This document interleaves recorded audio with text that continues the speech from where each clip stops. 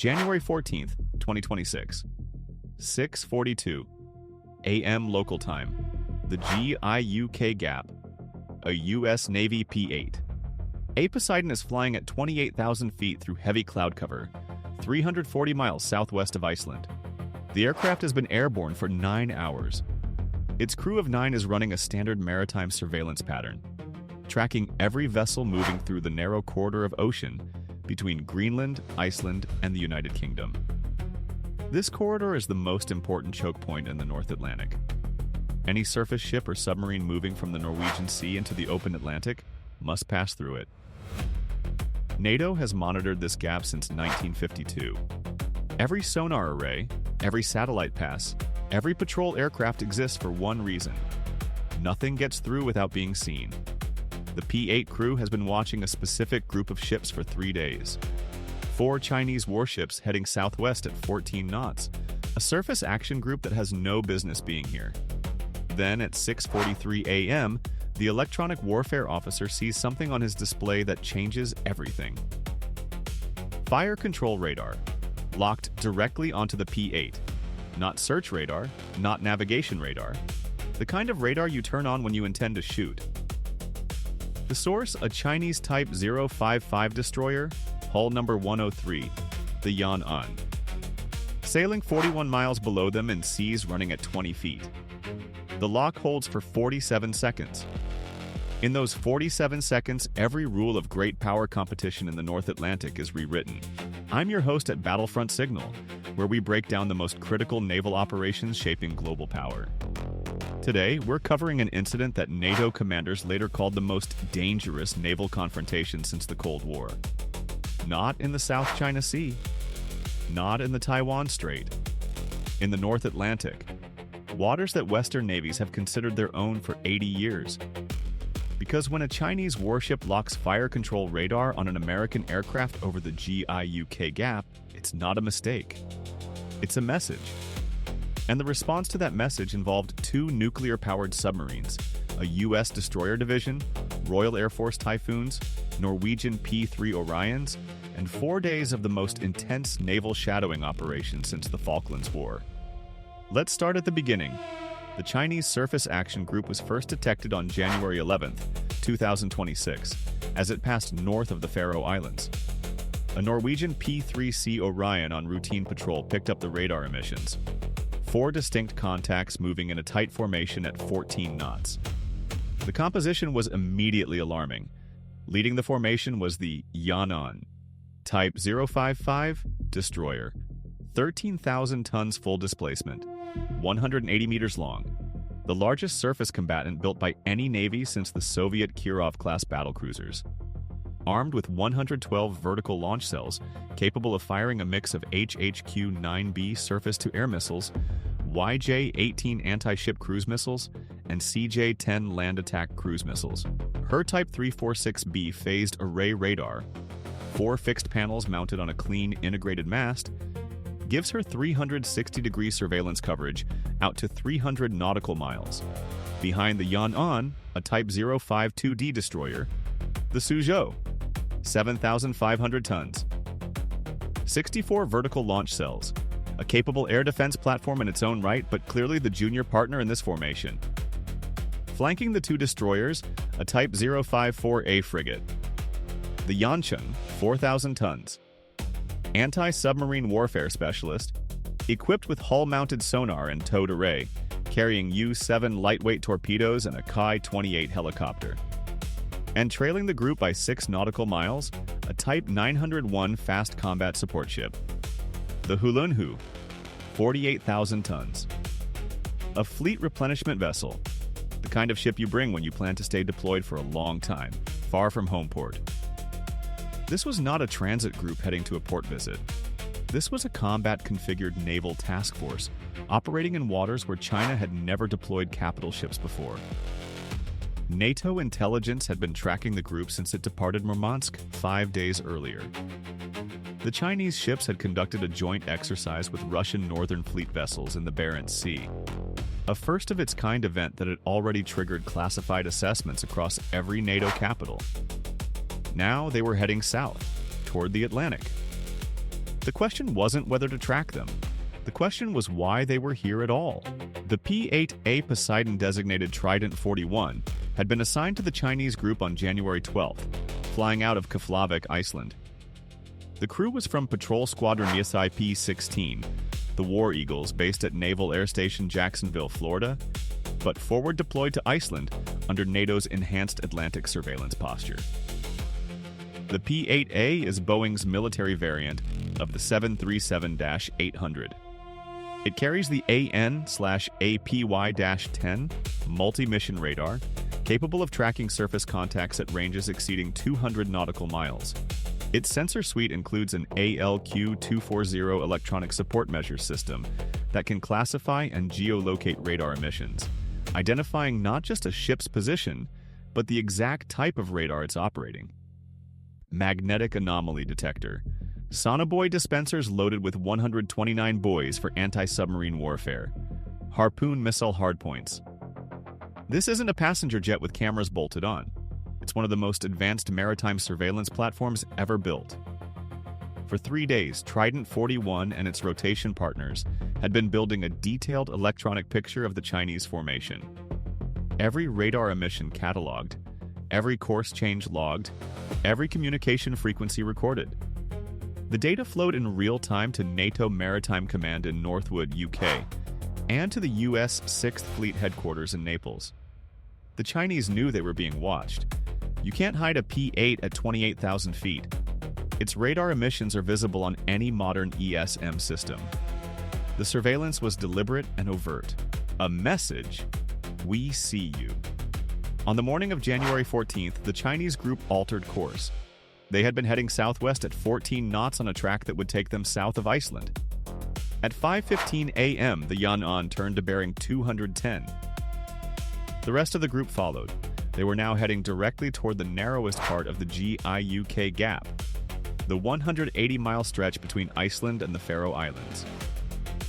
Trident 41 adjusted its patrol pattern to maintain coverage. The P-8 descended to 28,000 feet and repositioned to keep the formation centered in its radar picture.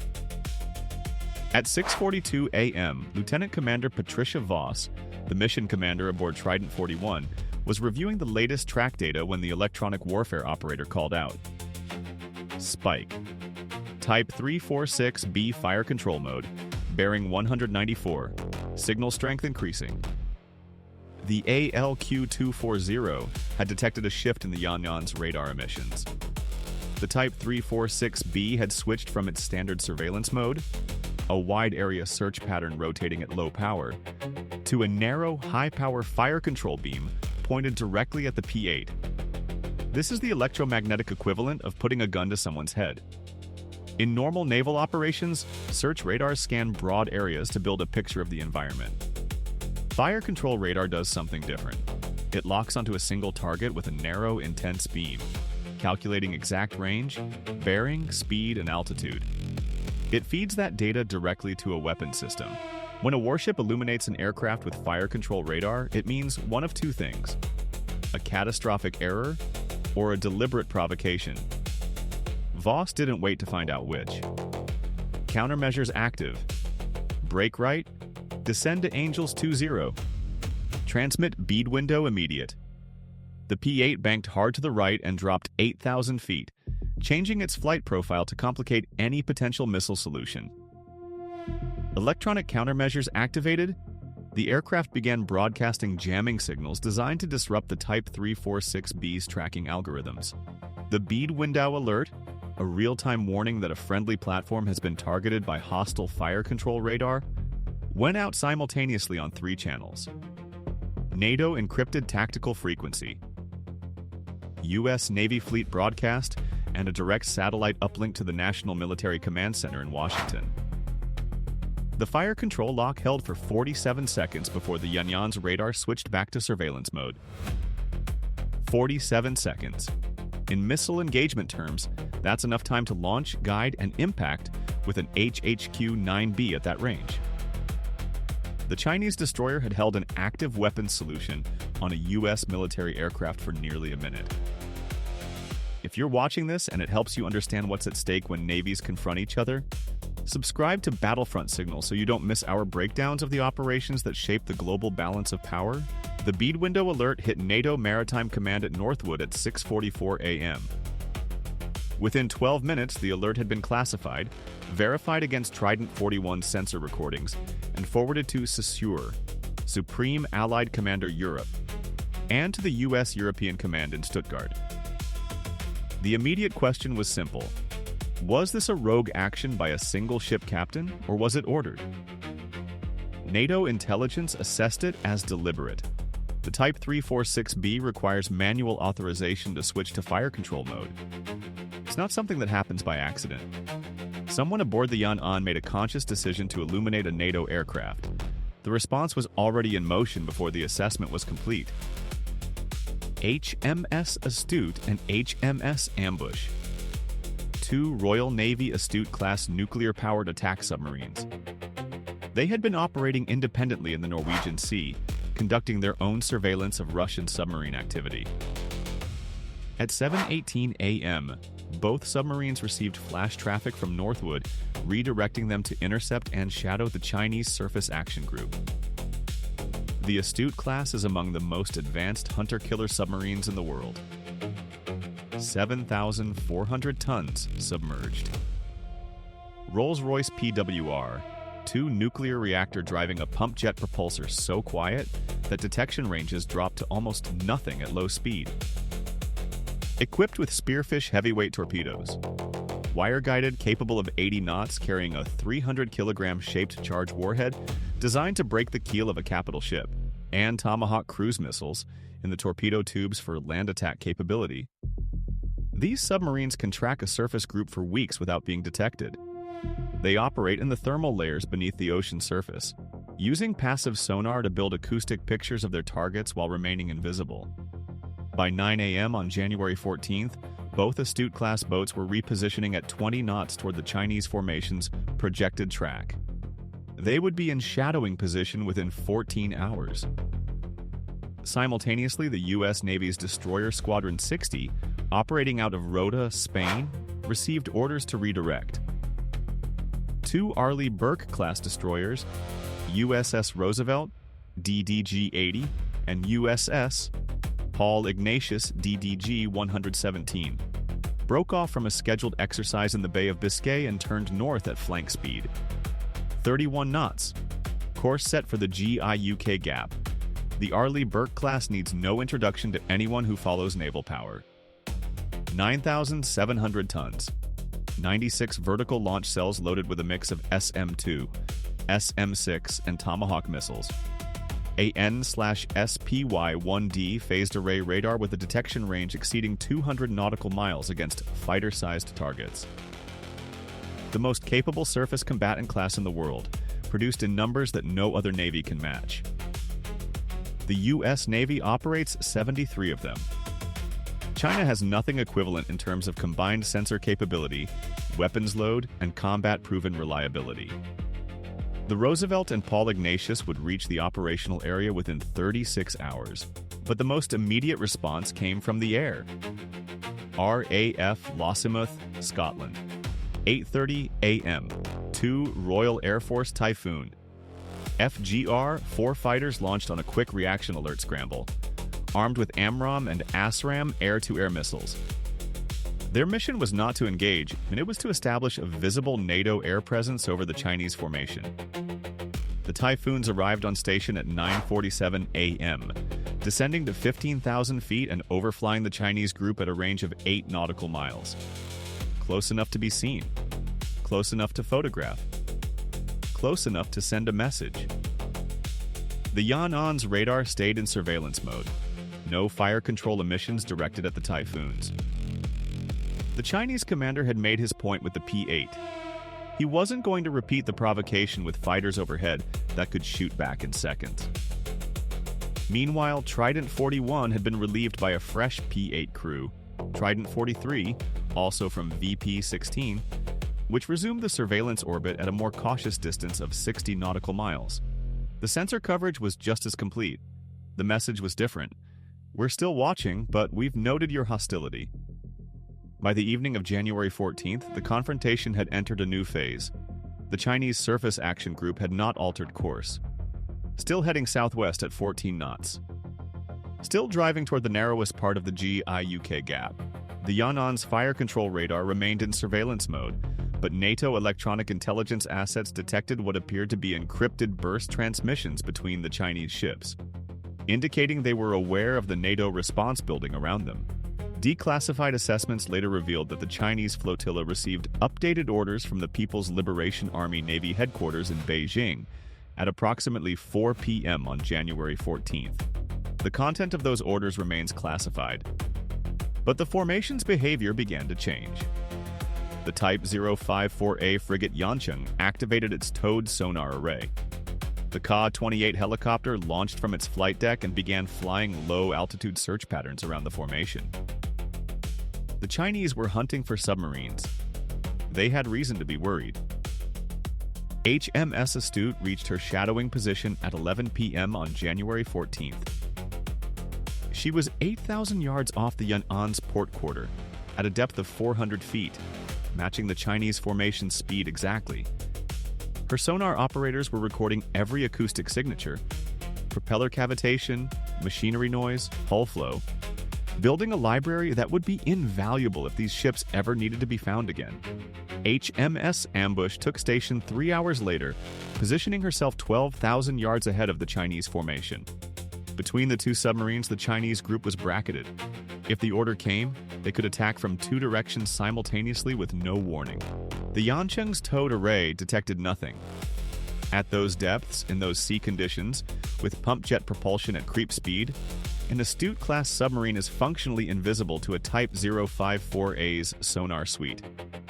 The acoustic advantage was entirely one-sided. January 15th, the weather deteriorated sharply. A deep low-pressure system tracking northeast across the Atlantic pushed sustained winds to force 8, 40 knots, gusting to 55. Sea state 6, waves running 20 to 25 feet with breaking crests. Visibility dropped to less than a mile in horizontal rain and spray. These are brutal conditions for surface ships. Even large destroyers roll heavily in force 8 seas. Helicopter operations become extremely dangerous. Radar performance degrades as wave clutter fills the screens.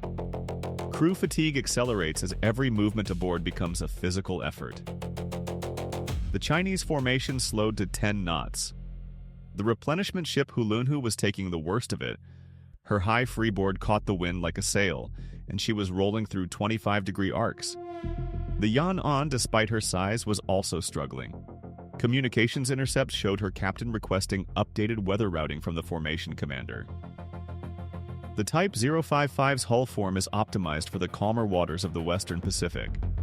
The North Atlantic in January is a different ocean entirely. For the US and British submarines below the surface, the weather was irrelevant. At 400 feet, there are no waves. The storm actually helped. Increased surface noise masked their already quiet signatures even further. The USS Roosevelt and Paul Ignatius arrived in the operational area at 2 p.m. on January 15th. They had covered 900 nautical miles in 29 hours.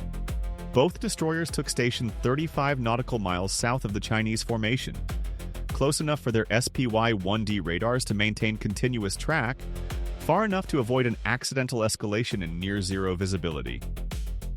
Now the Chinese were boxed. 2 submarines underneath, 2 destroyers to the south. P-8S overhead despite the weather. RAF Typhoons on alert at Lossiemouth 90 minutes away. Norwegian maritime patrol aircraft covering the northern approaches.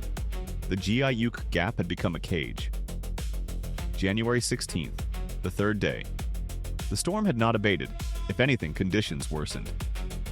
Sustained winds hit force 9, 50 knots.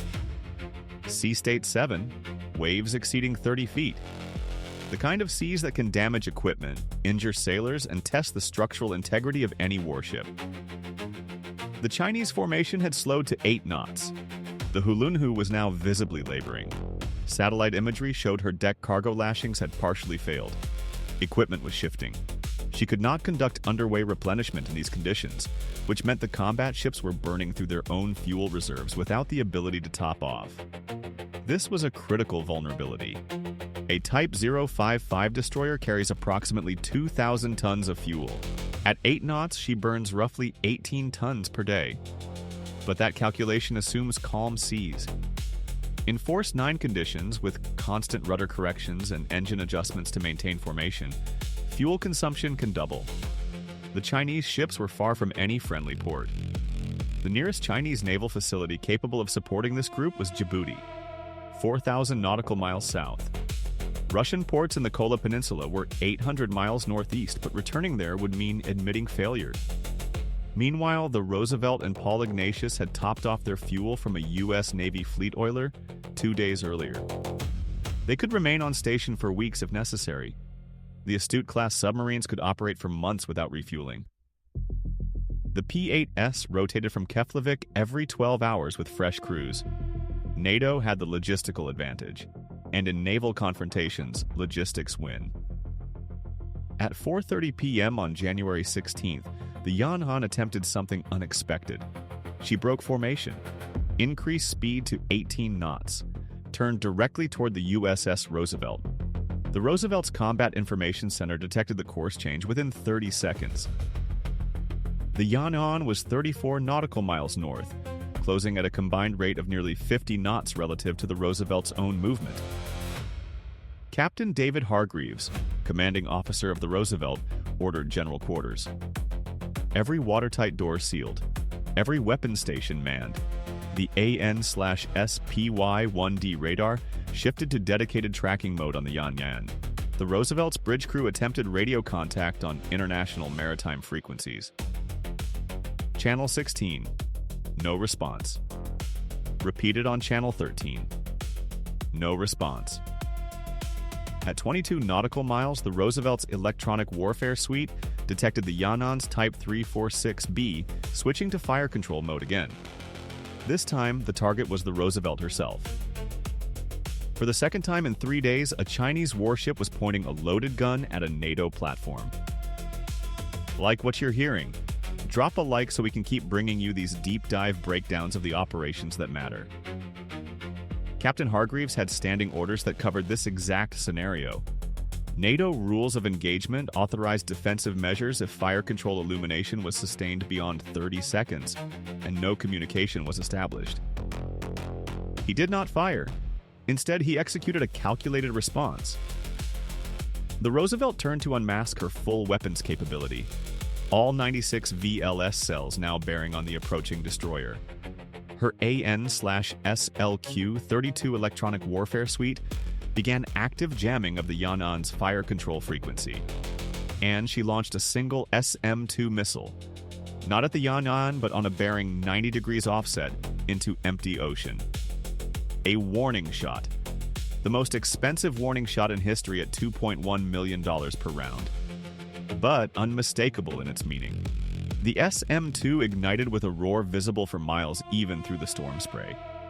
It climbed on a pillar of white exhaust, arced east, and self-destructed at altitude 40 seconds later. The message was explicit. Our weapons work. Our systems work. We are willing to use them. The Yan'an's fire control radar switched off 9 seconds after the SM-2 launch. 14 seconds later, the Chinese destroyer began turning away. She reduced speed to 12 knots and returned to her formation. The entire confrontation lasted 6 minutes and 20 seconds. Declassified communications intercepts later revealed that the Yan'an's captain had been ordered to test NATO's response threshold to determine at what point Western ships would transition from passive surveillance to active countermeasures. The fire control illumination was intended to provoke a reaction, and the Roosevelt provided one that was measured, professional, and unambiguous. Sources familiar with the post-incident analysis describe the Roosevelt's response as textbook. Captain Hargreaves demonstrated that American warships would not be intimidated, would not escalate beyond what was necessary, and would not hesitate to signal their capability. The SM-2 warning shot was discussed at the NATO Military Committee within hours. January 17th, the fourth day, the end game. The storm began to weaken overnight. Winds dropped to force 6 by dawn. Sea state improved to 5. Still rough, but manageable. The Chinese formation was now 90 miles southwest of Iceland, approaching the Denmark Strait, the passage between Iceland and Greenland. At 7:15 a.m., NATO surveillance detected a critical change. The Chinese formation altered course to bearing 315 northwest. They were turning toward the Denmark Strait, but not to enter the Atlantic. They were heading back, reversing course through the only exit that didn't require passing directly through the NATO forces, now concentrated in the GIUK Gap. By 10 a.m., the course change was confirmed. The Chinese Surface Action Group was withdrawing. The Type 901 replenishment ship Hulunhu was now leading the formation, her damage from the storm visible on satellite imagery. Bent stanchions, shifted cargo, what appeared to be a cracked weather deck panel near the bow. The Yan'an took the rear of the formation. Even in retreat, the most powerful ship guarded the back. NATO maintained surveillance but did not pursue aggressively. The P-8s continued their orbits. The Roosevelt and Paul Ignatius held station in the GIUK Gap. The two Astute-class submarines followed the Chinese group at a discreet distance as it transited the Denmark Strait. By January 19th, the Chinese formation had cleared the Denmark Strait and turned northeast, heading back toward the Norwegian Sea. On January 22nd, they were tracked entering the Barents Sea. On January 25th, satellite imagery showed all 4 ships moored at a Russian naval facility near Murmansk. The confrontation was over, but its consequences were just beginning. On January 28th, NATO convened an emergency North Atlantic defense review, the first since the end of the Cold War specifically focused on non-Russian threats in the Atlantic. The review, held at SHAPE headquarters in Mons, Belgium, included military representatives from all 32 NATO member states. The central finding was stark. NATO had not anticipated Chinese capital ships operating in the GIUK Gap. Intelligence assessments had consistently predicted that Chinese naval power projection would remain focused on the Western Pacific, the South China Sea, the Taiwan Strait, the Philippine Sea. The January 2026 deployment shattered that assumption. The Type 055 destroyer had demonstrated the ability to operate at distances exceeding 8,000 nautical miles from its home port. The inclusion of a fleet replenishment ship indicated that China was planning for sustained operations, not a one-time show of force. And the fire control illumination incident showed a willingness to escalate that went beyond anything China had done in previous naval encounters. According to after-action assessments, the US and British response was highly effective. The speed of the submarine redeployment, Astute and Ambush reached shadowing positions within 18 hours, demonstrated NATO's undersea advantage. The Roosevelt and Paul Ignatius transited from the Bay of Biscay to the GIUK Gap in 29 hours, showcasing the US Navy's ability to surge forces rapidly. And the P-8A coverage never lapsed, maintaining a continuous surveillance picture throughout the 4-day incident. But the review also identified gaps. NATO had no standing surface group permanently assigned to the GIUK Gap. Submarine coverage depended on assets being available in the Norwegian Sea, which was not guaranteed. And the P-8 orbits, while effective, were limited by aircraft availability and crew rest cycles. The review recommended 3 immediate actions. First, the establishment of a new NATO standing naval group North Atlantic, with a minimum of 4 frigates or destroyers permanently assigned to patrol the GIUK Gap. Second, the deployment of additional undersea surveillance sensors, SOSUS-type hydrophone arrays, across the Denmark Strait and the Iceland-Faroes Passage. Third, the forward basing of additional P-8A aircraft at Keflavik, increasing coverage from intermittent to continuous. All 3 recommendations were approved within 6 weeks. The strategic implications extended beyond NATO. The Chinese deployment forced a fundamental reassessment of Beijing's naval ambitions. For years, Western analysts had described China as a regional naval power with aspirations to become a global one. The GIUK Gap incident proved the transition was already underway. A Type 055 destroyer operating in the North Atlantic means Chinese naval planners are thinking about sea control far beyond the first and second island chains. It means they're prepared to challenge NATO in waters where the alliance has held unquestioned dominance since 1945. And it means the next confrontation might not end with a course reversal through the Denmark Strait. The Yan'an returned to China in March 2026, transiting the Northern Sea route along Russia's Arctic coast, rather than making the long voyage back through Suez. She arrived at Qingdao Naval Base on March 14th. According to satellite analysis, the Yan'an entered dry dock within 48 hours of arrival. The North Atlantic had taken a toll. Storm damage to her radar arrays, corrosion from sustained operations in heavy seas, and possible structural fatigue from 4 weeks of operating in conditions her hull was never optimized for. The Chinese learned something from the GIUK Gap, but so did NATO. The lesson was simple. The North Atlantic is no longer a NATO lake. It is a contested space, and the systems that protected it during the Cold War, SOSUS arrays, maritime patrol aircraft, hunter-killer submarines, must be rebuilt for a new era of great power competition. The American response proved that when challenged, U.S. and allied forces can locate, shadow, and contain any surface group anywhere in the Atlantic. The Aegis combat system aboard the Roosevelt processed more tracking data in those 4 days than most destroyers generate in a year of peacetime operations. The Astute-class submarines demonstrated that Western undersea superiority remains unchallenged. And the P-8A Poseidon confirmed its role as the most effective maritime surveillance platform in existence. The outcome was never in doubt. From the moment the Yan'an illuminated Trident 41 with fire control radar, the Chinese flotilla was tracked, bracketed, and contained by forces it could neither detect nor evade. The 47-second radar lock was meant to send a message of Chinese strength. Instead, it revealed a fatal miscalculation. Because the GIUK Gap doesn't belong to whoever sails through it. It belongs to whoever controls the water beneath it, the air above it, and the sensors that see everything moving through it. And in January 2026, that was NATO, without question. Comment GIUK if you think NATO needs to permanently reinforce the North Atlantic chokepoint. And subscribe to Battlefront Signal, because the next confrontation won't wait.